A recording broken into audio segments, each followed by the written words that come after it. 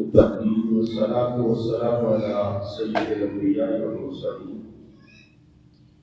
وعلى آله وأصحابه أجمعين أما بعد أعوذ بالله من الشيطان الرجيم بسم الله الرحمن الرحيم إن عدة الشهور عند الله 12 شهرا صدق الله مولانا العظيم وبلغنا رسوله النبي الكريم الأمين إن الله وملائكته يصلون على النبي يا أيها الذين آمنوا صلوا عليه وسلموا تسليما دون الصلاة والسلام عليك يا رسول الله وعلى آلك وأصحابك يا حبيب الله. نبی کائنات امام الانبیاء صلی اللہ علیہ وسلم نے ارشاد فرمایا زمانہ واپس آ گیا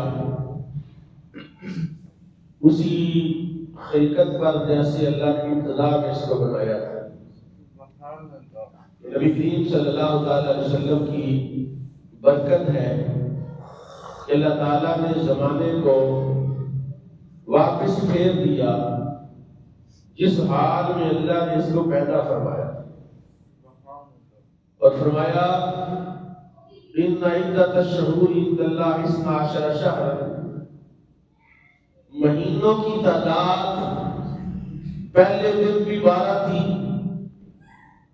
اور آج بھی مہینوں کی تعداد 12 ہے. یوم خلق السماوات والارض, جس دن اللہ نے زمین و آسمان کو پیدا کیا اس دن بھی ان کی تعداد 12 تھی اور اللہ نے اس زمانے کو وہیں پر واپس لا کے کھڑا کر دیا جیسے اس کو پیدا کیا تھا. منہا اربعۃ الحرم, اس میں 4 مہینے حرمت والے ہیں, عزت والے, عظمت والے, فضیلت والے, یعنی مہینے 12 ہیں اور 4 مہینے حرمت والے. یہ آج کی بات نہیں, عرصہ دراز سے جناب آدم سے لے کر جناب نوح تک اور جناب نوح سے لے کر جناب ابراہیم تک اور جناب ابراہیم سے لے کر جناب عیسیٰ تک اور جناب عیسیٰ سے لے کر ہمارے پیارے نبی امام الانبیاء صلی اللہ علیہ وسلم تک 4 مہینے حرمت والے, ذیقعد, ذی الحج اور محرم. یہ 3 مہینے تو آپس میں جڑے ہوئے ہیں, حرمت والے ہیں, اور ایک مہینہ جو جمادی الثانی اور شعبان کے درمیان ملا ہوا ہے. اس طرف جمادی الثانی ہے, اس طرف شعبان ہے. حرمت والے مہینوں کا مطلب یہ تھا کہ زمانہ جاہلیت میں بھی اور سابقہ انبیاء کرام کے زمانہ میں اس میں جنگ کرنے کی اجازت نہیں تھی. اگر کہیں لڑائی جاری ہوتی, جنگ جاری ہوتی, لوگ لڑ رہے ہوتے, قتل و غارت گری جاری ہوتی, جیسے یہ مہینے سٹارٹ ہو جاتے لوگ جنگ روک دیتے کہ یہ حرمت والے مہینے ہیں, ان مہینوں میں لڑنا جائز نہیں. اور دوسرا حرمت کا مطلب یہ تھا کہ اس میں اعمال پر ثواب ڈبل ملتا ہے. باقی مہینوں میں جو آپ نماز پڑھیں, نیکی کریں, تقوی اختیار کریں تو اتنا ثواب نہیں ملتا جتنا ان 4 مہینوں میں ملتا ہے. جب اللہ تعالیٰ نے ہمارے پیارے نبی امام الانبیاء صلی اللہ علیہ وسلم کو مبعوث فرمایا, میرے آقا نے ان مہینوں کی حرمت کو تو قائم رکھا لیکن اس میں لڑائی کی اجازت دے دی. اگر کوئی مسلمانوں پر ان مہینوں میں حملہ کرے تو اس کا جواب دینا, اس کے ساتھ لڑنا جائز قرار پایا. اسلام میں اس حد تک تو یہ حکم منسوخ ہو گیا کہ ان مہینوں میں لڑنا بالکل جائز ہے۔ کوئی اسلام پر حملہ کرے، مسلمانوں پر حملہ کرے، وہ چیز تو ختم ہو گئی، لیکن اس کی عزت حرمت اس اعتبار سے کہ اس میں نیکی کرنے کا اجر ڈبل ہو جاتا ہے۔ یہ بات قائم رکھی اور آج تک قائم ہے اور قیامت تک قائم رہے گی۔ ان مہینوں میں جو روزہ رکھے، ان مہینوں میں جو رات کو زندہ کرے یعنی شب بیداری کرے، جاگے، یا کوئی بھی عبادت کرتا ہے تو ہر عبادت کا ثواب باقی مہینوں کی نسبت اس مہینے میں ڈبل عطا کیا جاتا ہے۔ اور رجب کا معنی ہے اس عزت والا، حرمت والا۔ نبی کائنات امام الانبیاء صلی اللہ علیہ وسلم نے ارشاد فرمایا کہ یہ مہینے کا جب اختتام ہوا تو یہ مہینہ بارگاہ رب العزت میں حاضر ہوا تو اللہ تعالیٰ نے پوچھا، اے رجب، میرے بندوں نے تیری عزت کی، تیرا احترام کیا، تیرے اندر عبادت کی، مہینہ خاموش۔ دوبارہ پوچھا، دوبارہ خاموش۔ 3 بار اللہ تعالیٰ نے پوچھا کہ تیرے اندر میرے بندوں نے کیا کیا، تیری عزت کی، تیری وجہ سے گناہوں سے رکے۔ جس طرح اس مہینے میں نیکیاں کرنا اور اعمال کا ثواب ڈبل ہوتا ہے، اسی طرح ان مہینوں میں جو کوئی گناہ کرتا ہے تو گناہ کی سزا بھی ڈبل ہے۔ ان کی توہین کرنا بھی جائز نہیں ہے۔ اس کا ادب کرنا، احترام کرنا، جیسے کہ ہمارے پیارے نبی علیہ السلام ایسا کیا کرتے تھے۔ حضور فرماتے مہینہ جب خاموش رہا، اللہ نے پوچھا تو بولتا نہیں؟ اس نے کہا یا اللہ، تو نے خود فرمایا ہے تو ستار العیوب ہے کہ تو عیبوں کو چھپاتا ہے، اور تو نے عیبوں کو چھپانے کا حکم بھی دیا ہے، تو میں کیسے تجھے بتاؤں کہ فلاں نے میری عزت کی اور فلاں نے میری عزت نہیں کی؟ اللہ نے فرمایا تو نے سچ کہا، میں تیری برکت سے سب کو بخش دیتا، جنہوں نے تیری عزت کی ان کو بھی بخش دیتا ہوں، اور جو تیری عزت نہیں کر پائے ان کی بھی بخشش کر دیتا ہوں۔ اور اللہ تعالیٰ نے اس مہینے میں کہتے ہیں یہ بیج ڈالنے کا مہینہ ہے، شعبان پانی دینے کا مہینہ ہے، اور رمضان پھل کاٹنے کا مہینہ ہے۔ تو جس نے بیج ہی نہیں بویا، جس نے پانی نہیں دیا تو پھل کیسے کاٹے گا؟ اور بزرگوں نے اس کے بارے میں یہ بھی کہا کہ یہ مہینہ دلوں کی اصلاح کا مہینہ ہے، یہ مہینہ دلوں کی اصلاح کا مہینہ ہے، اور شعبان روحوں کی اصلاح کا مہینہ ہے، اور رمضان جسم کی اصلاح کا مہینہ ہے۔ اور دل سے مراد یہاں نیکی ہے، تقوی ہے، پرہیزگاری ہے۔ ان 4 مہینوں میں جب یہ رجب کا مہینہ یعنی سٹارٹ ہوتا تو رسول پاک دعا کرتے اللہم بارک لنا فی رجب وفی شعبان وبلغنا رمضان، یا اللہ رجب میں ہمیں برکت دے، شعبان میں ہمیں برکت دے، اور ہمیں رمضان تک پہنچا دے۔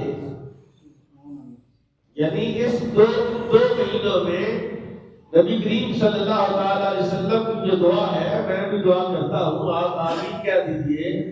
اللہم بارک لنا فی رجب و شعبان و بلغنا رمضان، کہ یا اللہ ہمیں رجب میں برکت دے، شعبان میں برکت دے، اور ہمیں رمضان تک پہنچا۔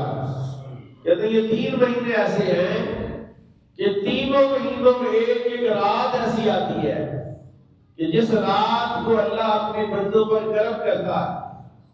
رجب میں شب معراج آتی ہے 27 رجب، جس میں اللہ نے اپنے حبیب کو وہ جزا عطا فرمایا، وہ احسان فرمایا رسول اللہ پر۔ تلک الرسل فضلنا بعضهم على بعض منهم من کلم اللہ ورفع بعضهم درجات، کہ اللہ فرماتا ہے رسولوں میں ہم نے تفاوت رکھا درجات میں، ان میں سے بعض سے ہم نے کلام کیا اور بعض کے درجے بلند کیے۔ تو اللہ تعالیٰ نے اس ماہ مبارک میں وہ رات رکھی ہے جس کو شب معراج کہتے ہیں، جس میں اللہ نے اپنے حبیب کو اپنا جلوہ عطا فرمایا ہے، جس نے اپنے حبیب کو زمین و آسمان کی سیر کرائی ہے، جس میں اللہ نے اپنے حبیب کو لامکان دکھایا ہے، عرش دکھایا ہے، کرسی دکھائی ہے، سدرۃ المنتہا دکھایا ہے، جس میں اللہ نے اپنے حبیب کو جنت دکھائی ہے، دوزخ دکھائی ہے، اور جنت اور دوزخ کے مراحل دکھائے ہیں۔ اور یہ دوسرا مہینہ جس کو شعبان کہتے ہیں، اس میں ایک رات ہے جس کو شب برات کہتے ہیں، جس نے اس میں عبادت کی اللہ اس کو بھی برکت عطا فرمائے گا۔ اور جو ان 2 راتوں کو زندہ کرے، تیسرے مہینے میں اللہ نے شب قدر رکھی ہے، اللہ اس کو شب قدر عطا کرتا ہے جو ان 2 راتوں کو زندہ کرتا ہے۔ اور میرے کریم آقا نے یہ بھی ارشاد فرمایا کہ یہ 5 راتیں ایسی ہیں کہ جن کو بندہ زندہ کرے، جن میں شب بیداری کرے، قیامت والے دن جب سب لوگوں کے دل مر جائیں گے، ان بندوں کا دل نہیں مرے گا جن 5 راتوں کو زندہ کرے گا۔ 3 راتیں میں نے عرض کر دی ہیں، شب معراج، شب برات، شب قدر، اور چوتھی رات ہے وہ عید الفطر کی رات، جس رات میں اگلے عید الفطر ہوتی ہے، رمضان المبارک کی آخری رات۔ اور 5ویں رات ہے یوم النحر، یعنی 9 اور 10 ذی الحج کی درمیانی رات۔ یہ 5 راتیں ایسی ہیں، تو گویا یہ مہینہ جس میں ہمیں اللہ نے شرف بخشا ہے، اس مہینے کی اندر اللہ نے پھر ہمیں مہلت دے دی، زندگی کی ہماری سانسیں بڑھ گئی، ہمیں رجب مل گیا، یہ حرمت والا مہینہ ہے۔ تو اللہ فرماتا ہے فَلَا تُظَالِمُوا فِيهِنَّ أَنفُسَكُمْ، ان مہینوں میں آپس میں ایک دوسرے پر ظلم نہ کرو، کسی کا حق نہ کھاؤ، کسی کی عزت پر حملہ نہ کرو، کسی کی جان پر حملہ نہ کرو۔ فَلَا تُظَالِمُوا أَنفُسَكُمْ۔ اور یہ بھی کہا گیا کہ جب زمانہ اسلام سے پہلے، بعثت رسول اللہ سے پہلے، خانہ کعبہ میں 2 دروازے ہوتے تھے۔ ایک دروازہ تو جو کہ ہماری طرف ہے، ہم سارے مسلمان پاکستانی خوش نصیب، جو مقام ابراہیم کی طرف ہماری سائڈ آتی ہے، جو خانہ کعبہ کا دروازہ ہے وہ ہماری طرف ہے خانہ کعبہ۔ اور اس کے بالمقابل ایک دروازہ ہوتا تھا، جب شعبان رجب شروع ہوتا تو وہ دونوں دروازے کھول دیے جاتے، پورا مہینہ کھلے رہتے، جو دل چاہے جس کے دل اندر جائے اور وہاں ٹھہرے اور آگے گزر جائے۔ صرف پیر کو اور جمعرات کو بند ہوتے، ورنہ سارا سال صرف پیر والا دروازہ کھلتا اور جمعرات کا دروازہ کھلتا۔ لیکن اس مہینے میں کہتے ہیں الرجب شہر اللہ، والمخلوق مخلوق اللہ والبیت بیت اللہ، کہ یہ مہینہ تو اللہ کا مہینہ ہے، خانہ کعبہ اللہ کا گھر ہے، اور یہ اللہ کی مخلوق ہے جس کا جی چاہے خانہ کعبے میں داخل ہو۔ آج تو انہوں نے کرائٹیریا بڑا عجیب بنا دیا کہ وہ اسلامی مملکت کا کوئی بھی سربراہ جائے، چاہے وہ بڑا بدماش اور گنڈا ہوئے، وہ بھی اندر جاتا ہے اور آگے پھر ہمیں ٹیکے مارتا ہے کہ میں خانہ کعبے کے اندر ہو گیا، لہٰذا میں قرآن کی مخالفت کروں، میں شریعت کی مخالفت کروں، میں سود کھاؤں کھلاؤں اجازت دوں، میں بڑی شاہ ہوں تو میں خانہ کعبے کے اندر ہو کے آیا۔ حالانکہ یہ نہیں پتا کہ اسی خانہ کعبہ کے اندر 300 سال 360 بت بھی رہے۔ تو خانہ کعبہ کے اندر ہو کے آنے کا مطلب ہے کہ تو شریعت نافذ کرنا، تو قرآن کا نفاذ کرنا، تو رسول اللہ کی شریعت کا زندہ کرنا، پھر تو پتہ چلے کہ تجھے خانہ کعبہ سے کچھ ملا ہے۔ تو خانہ کعبہ سے ہو کے آ گیا، نہ تو نماز پڑھے، نہ تو شریعت کی بات کرے، نہ تو دین کی بات کرے۔ اس لیے یہ خانہ کعبہ رجب کا پورا مہینہ دونوں دروازے کھول دیے جاتے تھے تاکہ اللہ کی مخلوق اس میں داخل اور شامل ہو سکے، اندر بیٹھ سکے، باہر آ سکے، اس دروازے سے جائے اس دروازے سے واپس آئے۔ فرمایا فَلَا تَظَالِمُ فِيهِنَّ أَنفُسَكُمْ، ان مہینوں میں ایک دوسرے پر ظلم نہ کرو۔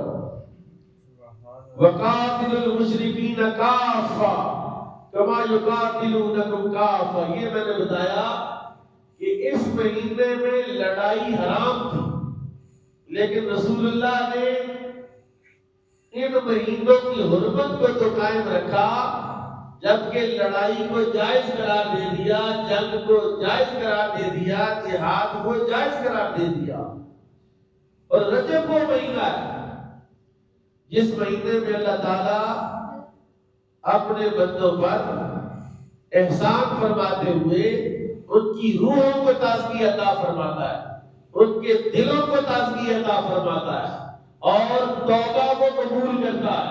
ویسے تو توبہ کا دروازہ کھلا ہے، لیکن اس خاص مہینے میں اللہ یہ کرم کرتا ہے کہ جو اللہ کی بارگاہ میں رجوع کرتا ہے، بزرگوں نے یہ لکھا ہے کہ اصل میں پورے سال کا جو تاج ہے وہ ہے ماہ رمضان۔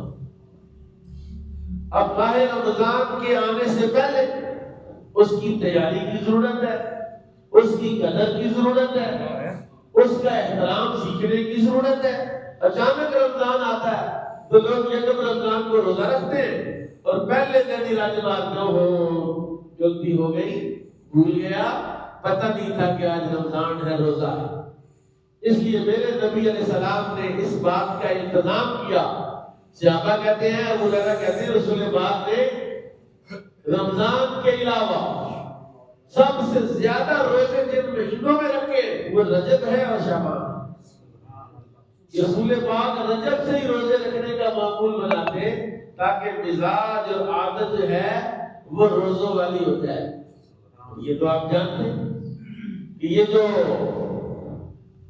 ماہ رمضان ہے اس کے پہلا عشرہ ذرا مشکل ہوتا ہے، سحری افطاری میں کوئی تھوڑی پریشانی ہوتی ہے، بھوک زیادہ لگ جاتی ہے، پیاس زیادہ لگ جاتی ہے، لیکن جیسے ہی دوسرا عشرہ گزرتا، تیسرے عشرے میں داخل ہوتے ہیں، پھر سحری کرے نہ کرے، اتنا رج مارے نہ مارے، لیکن مزاج اور طبیعت روزے کے موافق اور مطابق ہو جاتی ہے۔ تو اس لیے کہا گیا کہ تم روزے رکھنے رجب سے شروع کرو تاکہ مزاج اور طبیعت رمضان والی روزوں والی ہو جائے۔ اور کہا گیا کہ جو اس رمضان یعنی رجب کی رات کو زندہ کرتا ہے، رجب کی رات کو شب بیداری کرتا ہے، اللہ تعالیٰ اس کے دل کو بھی زندگی عطا فرماتا ہے اور اس کو ایک سال کے روزے رکھنے کا ثواب عطا فرماتا ہے۔ یہ رجب ایسا ماہ مبارک ہے، خود نبی کریم صلی اللہ علیہ وسلم اس مہینے کا احترام فرمایا کرتے، اس کی آداب بیان کرتے، اور اس میں اللہ تعالیٰ نے قرآن عزیز میں ایک بڑی خوبصورت آیت ہے، اللہ کہتا ہے وساری الی مغفرۃ من ربکم، اللہ کی بخشش کی طرف بھاگو۔ اللہ کی بخشش کیا ہے؟ کس کی طرف بھاگنے کا ہوگا؟ فرمایا فرض کی طرف بھاگو، واجب کی طرف بھاگو، نیکی کی طرف بھاگو اور تقوی کی طرف بھاگو۔ وساری الی مغفرۃ من ربکم وجنت، اور جنت کی طرف بھاگو۔ اب جنت کی طرف بھاگنے کا کیا مطلب ہے؟ کہ تم اپنی زندگی میں جب نیکیاں کرو گے، جب تقوی اختیار کرو گے، تو گویا ہر لمحہ تم جنت کے قریب ہو رہے ہو۔ سبحان اللہ۔ میرے کریم آقا نے ارشاد فرمایا، وہ جو تقدیر کی احادیث ہیں، جو احادیث رسول میں سب سے مشکل ترین احادیث ہیں، پورا ذخیرہ حدیث کو اگر آپ پڑھیں، سب سے خطرناک، سب سے حساس اور سب سے مشکل وہ ارشاد مصطفی ہے۔ میرا آقا ارشاد فرماتے ہیں، ایک بندہ نیکی کرتا اور نیکی کرتے کرتے وہ جنت کے قریب پہنچتا ہے، یہاں تک کہ اس کے اور جنت کے درمیان ایک بلشت یا 2 بلشت کا فاصلہ رہ جاتا ہے، 1 ذراع یا 2 ذراع کا فاصلہ رہ جاتا ہے۔ اور پھر تقدیر کی وجہ سے اس بندے سے کوئی ایسا فعل سرزد ہو جاتا ہے کہ اللہ اس کو اٹھا کے دوزخ میں پھینک دے گا۔ یہ مشکل ترین جو رسول اللہ کے ارشادات ہیں، خطرناک ترین یہ بات ہے کہ ہم نیکیاں کر رہے ہیں، ہم اللہ کو کہہ رہا ہے وَسَارِعُوا إِلَىٰ مَغْفِرَةٍ مِّن رَبِّكُمْ، اللہ کی بخشش کی طرف بھاگو، اور وَجَنَّةٍ، اور جنت کی طرف بھاگو۔ ہم نیکیاں کر کے جنت کی طرف جا رہے ہیں، روز تہجد پڑھے، روز اشراق پڑھے، روز چاشت پڑھے، روز سپارہ 2 سپارے تلاوت کریں اور نیکیاں کرتے کرتے کرتے کرتے جنت کے قریب پہنچ جائیں۔ 1 ذراع یا 2 ذراع کا فاصلہ رہ جائے کہ کوئی تقدیر غالب آ جائے، کوئی ایسا گناہ ہو جائے، کوئی ایسا جرم ہو جائے، کوئی ایسی حرکت ہو جائے کہ ہم جنت کی اہل ہی نہ رہے، ہمیں اٹھا کے دوزخ میں پھینک دیا جائے۔ اسی پر جناب حسن بصری جلیل القدر تابعی بزرگ اور ایسے صوفی ہیں، ایسے عالم ہیں، ایسے عارف ہیں کہ تصوف کی کوئی کتاب ایسی نہیں جو حسن بصری کے نام سے خالی ہو، جو حسن بصری کے اقوال سے خالی ہو، اور اتنے بڑے عالم کہ کوئی حدیث کی کتاب ایسی نہیں جس میں حسن بصری کا ذکر اور تذکرہ نہ ہو، اور کوئی تفسیر ایسی نہیں جس میں حسن بصری کا اسم گرامی اور ان کا ارشاد اور ان کی تشریح، ان کی توضیح اور توجہ میں طرف رکھے۔ لیکن وہ حسن بصری ایک دن دعا کر رہے ہیں، یا اللہ کوئی مجھ سے سارے اعمال لے لے، ساری نیکیاں لے لے، سارا تقویٰ لے لے، ساری پرہیزگاری لے لے، اور مجھے اس بات کی گارنٹی دے دے۔ ایک اور روایت ہے کہ نبی کریم صلی اللہ علیہ وسلم کے ارشادات میں سب سے اہم اور خوبصورت، سب سے خوبصورت کہ رسول پاک فرماتے ہیں جنتی جنت میں چلے جائیں گے، دوزخی دوزخ میں چلے جائیں گے۔ دروغائے دوزخ حضرت مالک علیہ السلام جو دوزخ کے دروازے پر جن کی ڈیوٹی ہے، وہ رب تعالیٰ کی بارگاہ میں عرض کریں کہ میرے مالک تیری دوزخ سے ایک آواز آتی ہے، اور ایسی آواز ہے کہ میرا دل پگھل جاتا ہے، اور وہ آواز آتی یا حنان یا منان، یا حنان یا منان۔ وہ آواز ایسی آتی ہے کہ میں لرزنے لگتا ہوں۔ یا اللہ وہ تیرا بندہ ہے، یا اللہ وہ تجھے پکارتا ہے، مومن ہے، کیونکہ کافر کے زبان پر اللہ کا نام قیامت میں نہیں ہے۔ مومن ہی خوش نصیب ہے کہ جو سجدے میں گریں گے کافر سجدہ کرنا بھی چاہیں گے تو گردن آکڑ جائے اس طرح ہو جائے گا. مومن کو توفیق ہوگی کہ وہ جلدی سے سجدے میں چلا جائے. اللہ فرمائے گا جا مالک لے گیا بندہ کدھر ہے؟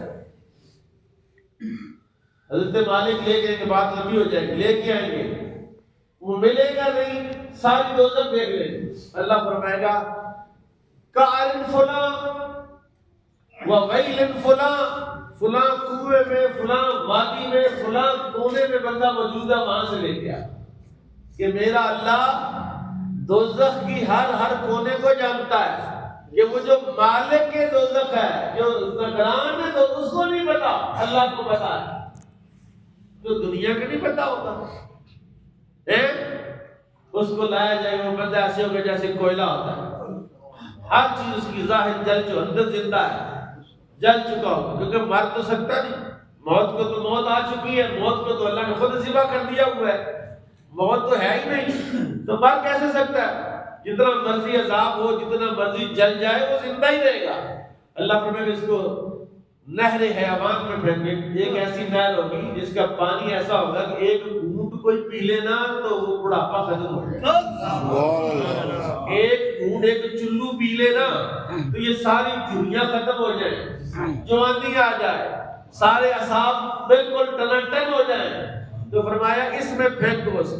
جب پھینکا جائے گا تو اندر سے وہ تر و تازہ ہو کر جیسے بندے دریا راہی میں ڈبکی مار کے باہر آتے ہیں نا، ایسے نکلے گا تر و تازہ. اللہ اس کو جنت میں داخل کرے گا. اور پتہ کتنی جنت دے گا اس کو؟ یہ زمین و آسمان کو 2 مرتبہ کر کے اس کو جنت عطا فرمائے.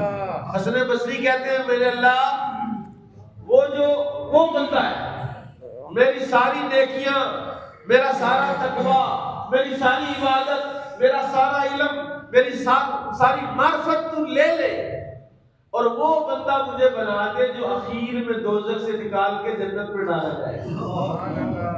اب یہ جو وہاں جو لوگ تھے ان کی مرید تھے، ہماری طرح کے نہیں تھے کہ ہم بات کون سی مرضی سنے کوئی اثر ہی نہیں، ہم موجود ہوں تو موجود ہی نہیں، ذہن کہاں.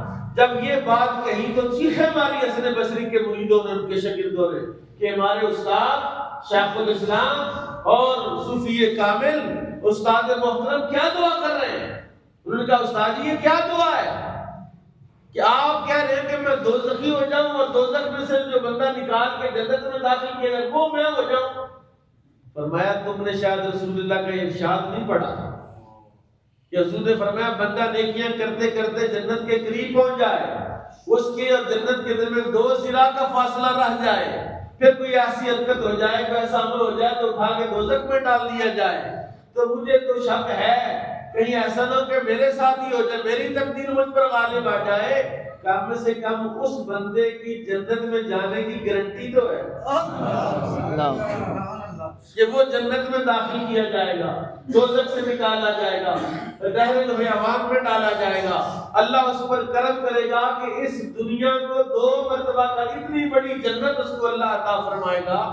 اور فرمایا یہ ہے میں کہتا ہوں خطرناک ترین جو ارشاد ہے رسول پاک صلی اللہ علیہ وسلم کا کہ تقدیر غالب آ جائے گا. تقدیر غالب فرمایا ایک بندہ گناہ کرتے کرتے، یعنی گناہ بندے کو دوزخ کے قریب کرتا ہے، نیکی بندے کو جنت کے قریب کرتی ہے. صحیح آپ دیکھ لیں کہ اب جنت کے قریب ہو رہے ہیں یا دوزخ کے قریب. خود وہ کہہ رہا ہے وَسَارِعُوا إِلَىٰ مَغْفِرَةٍ مِّن رَّبِّكُمْ، اللہ کی بخشش کی طرف بھاگو، دوڑو اللہ کی بخشش کی طرف. وَجَنَّةٍ، اور جنت کی طرف دوڑو. تو جنت کی طرف دوڑنے کا مطلب کیا ہے؟ تم نیکی کرو. یہ جو تم مسجد کی طرف قدم اٹھا کے آتے ہو ہر قدم جنت کی طرف قریب ہو رہے ہیں. یہ جو تم مدرسہ جاتے ہو علم دین سیکھنے کے لیے جاتے ہو جنت کے قریب ہو رہے ہو. یہ جو ماں باپ کی زیارت کے لیے جاتے ہو جنت کے قریب ہو رہے ہو. اور ایک حدیث میں نے پڑھی، ایمان تازہ ہو گیا کہ جب کسی اللہ والے کی زیارت کے لیے بندہ گھر سے نکلتا 70,000 فرشتے اس کی بخشش کی دعا. تو جب اللہ والے کی زیارت کے لیے نکلے تو 70,000 فرشتے دعا کریں تو جب اللہ کی زیارت کے لیے نکلے، اللہ کی زیارت کے لیے، تو مسجد میں آتے تو اللہ کی زیارت کے لیے آتے ہو، اللہ تمہیں دیکھتا ہے، تم اللہ کو دیکھ سکتے ہو اگر اپنے اندر تزکیہ اپنا کرو، اپنی صفائی اور طہارت کرو۔ فرمایا وہ جنت کی طرف بھاگو، ارضها السماوات والارض، کہ آسمان اور زمین کے درمیان برابر اس کی چوڑائی ہے، لمبائی نے بیان کی، ارضها السماوات والارض، جتنی زمین ہے، جتنا آسمان ہے، اس کی جتنی چوڑائی ہے، اس چوڑائی کے برابر جنت کی چوڑائی ہے۔ اور ظاہر تھان چوڑا کم ہوتا ہے، لمبا زیادہ ہوتا ہے، تو لمبائی کتنی ہے جنت کی تو ہم سوچ ہی نہیں سکتے۔ نبی کائنات امام الانبیاء صلی اللہ علیہ وسلم پوچھا جنت کدھر ہے؟ فرمایا آسمان سے اوپر، آسمان سے اوپر سدرۃ المنتہا سے اوپر جنت ہے، اور دوزخ کدھر ہے؟ فرمایا تحت الثری سے نیچے، زمین کی تہوں کے نیچے دوزخ ہے، اوپر جنت ہے، اور اس جنت کا یہ حال ہے اور یہ مقام ہے، اور اس جنت کو کوئی جان سکتا ہے؟ کوئی جان سکتا ہے؟ میرے کریم آقا امام الانبیاء صلی اللہ علیہ وسلم کی خدمت میں ایک خاتون آئی، ایک عورت آئی، جب رسول پاک جہاد سے واپس آ رہے، اس عورت کا بچہ اس جنگ میں شہید ہو گیا۔ اس عورت نے رسول اللہ سے پوچھا، مشکات کی حدیث ہے، فرمایا اس نے پوچھا یا رسول اللہ صلی اللہ علیہ وسلم میرا بچہ کہاں ہے؟ اگر تو میرا بچہ دوزخ میں ہے تو میں روؤں پیٹوں آہ بکا کروں جزا فضا کروں، اور اگر میرا بیٹا جنت میں ہے تو میں اللہ کا شکر ادا کروں، میں شکرانہ ادا کروں، نفل پڑھوں کہ میرا بیٹا کامیاب ہو گیا، جنت میں چلا گیا۔ مطلب کیا ہے کہ جن کے مر جائیں اور پھر بھی وہ روتے رہیں تو ان کا تو کوئی دوزخ میں گیا ہوگا، تو جو فوت ہو کر شہید ہو کر جنتی جوانوں کے سردار بن، ان کے لیے رونے کی ضرورت کیا ہے؟ ان کے لیے کیا ضرورت ہے؟ میرے آقا امام الانبیاء صلی اللہ علیہ وسلم نے فرمایا بھائی تجھے مبارک ہو، تیرا بچہ جنت فردوس، یعنی جنت کو اگر کوئی جان سکتا ہے، جنت کو اگر کوئی سمجھ سکتا ہے تو میرے آقا امام الانبیاء صلی اللہ علیہ وسلم وہ جنت کی لمبائی کو بھی جانتے ہیں، جنت کی چوڑائی کو بھی جانتے ہیں، اور حضور جنت کے پتہ کتنا قریب ہے۔ آپ بھی نماز پڑھنے آتے ہیں، کبھی آپ کو نماز پڑھتے جنت نظر آئی ہے؟ کبھی امام صاحب کو نماز پڑھتے ہوئے جنت نظر آئی ہے؟ میرے آقا مسجد نبوی کے مصلی پر نماز پڑھا رہے تھے، فجر کی نماز کا ٹائم تھا، بخاری کی حدیث ہے، فجر کی نماز ہے، اور دوران نماز رسول پاک قیام کی حالت میں ایک قدم آگے بڑھایا اور اپنے ہاتھ کو ایسے بلند کیا، سبحان اللہ، اور پھر ہاتھ پیچھے کر لیا اور قدم پیچھے آئے اور نماز ختم فرمائی۔ صحابہ نے کہا یا رسول اللہ آج آپ نے ایسا فعل کیا ہے، آج آپ نے ایسا عمل کیا، پہلے کبھی نہیں کیا۔ فرمایا میں نماز پڑھ رہا تھا، مجھے جنت نظر آئی اور مجھے جنت میں انگوروں کا گچھا نظر آیا، اور میں نے ہاتھ بڑھایا اور اس کو توڑنے لگا۔ میرے صحابہ اگر میں اس کو توڑ لیتا تو قیامت تک کھاتے رہتے، وہ انگور ختم نہ ہوتا۔ تو میرے آقا تو وہ ہیں جو نماز میں جنت کے اتنے قریب ہوتے ہیں، نماز میں رب کے اتنے قریب ہوتے ہیں، گویا نماز وہ عمل و فعل ہے جو اللہ بندے کو اللہ کے بھی قریب کرتی ہے اور جنت کے بھی قریب کرتی ہے۔ تو رجب وہ مہینہ ہے جو حرمت والے مہینوں میں پہلا حرمت والا مہینہ ہے، جس کے اندر قتال کو تو حلال کر دیا گیا لیکن اس کی حرمت کو قائم رکھا گیا۔ تو جو اس مہینے میں نیکیاں کرے گا اللہ اس کا اجر ڈبل عطا فرمائے گا، اس کی تلاوت ہوگی تو اجر ڈبل عطا فرمائے گا، اس میں نماز پڑھے گا تو اجر ڈبل عطا فرمائے گا، اس میں روزہ رکھے گا تو اجر ڈبل عطا فرمائے گا۔ اللہ کہتا ہے ان عدۃ الشہور عند اللہ 12 شہرا، اللہ کے نزدیک مہینوں کی تعداد 12 ہے، مہینوں کی تعداد 12 اللہ کے نزدیک، اور منہا 4 حرم، اور اس میں 4 مہینے حرمت والے ہیں، 4 مہینے عزت والے ہیں، اور یہ 4 مہینوں میں سے پہلا مہینہ جو اس ایک طرف تو جمادی الثانی سے جڑا ہوا ہے، دوسری طرف وہ جڑا ہوا ہے شعبان کے ساتھ، اور میرے آقا نے دعا فرمائی اللہم بارک لنا فی رجب و شعبان، یا اللہ رجب میں ہمیں برکت عطا فرما، یا اللہ رجب میں ہمیں آمین کیا آمین. یا اللہ رجب میں ہمیں برکت عطا فرما اور شعبان میں ہمیں برکت عطا فرما وبلغنا رمضان اور ہمیں رمضان تک پہنچا دے. آمین. یعنی وہ رمضان وہ مہینہ ہے کہ جہاں تک پہنچنے کی میرے کریم آقا امام الانبیاء بھی دعا فرماتے تھے. سبحان اللہ. رسول پاک خواہش کرتے کہ کہیں رمضان مل جائے. تو رمضان المبارک کی تیاری اور اس کا جو مقدمۃ الجیش ہے وہ ہے یہ شب رجب. رجب سے ہی آپ رمضان کے لیے تیاری کریں. رجب میں روزے رکھیں تاکہ رمضان کے پہلے عشرے میں روزہ رکھ کے تو پانی کا اور کھانے کا راجمار کے بعد میں چیتا بھول گیا تھا، یاد نہیں رہا کہ اس بندے کے لیے جس نے روزہ ہی شروع کیا یکم رمضان کو جو رجب میں روزے رکھے. جیسے میں نے کہا کہ اس ماہ مبارک کے ساتھ میرے اللہ رب العزت کا مکالمہ ہوا. حدیث پاک میں آتا ہے، درت الناس نے اس کو نقل کیا کہ رجب گیا رب تعالیٰ کی بارگاہ میں. یہ جو آپ کے پاس دن آتے ہیں، جمعہ کا دن ہے، کل جمعرات تھی، تو وہ کہاں گئے؟ جمعرات ہر ہفتے جو آتی ہے وہی جمعرات نہیں جو پیچھے والی تھی.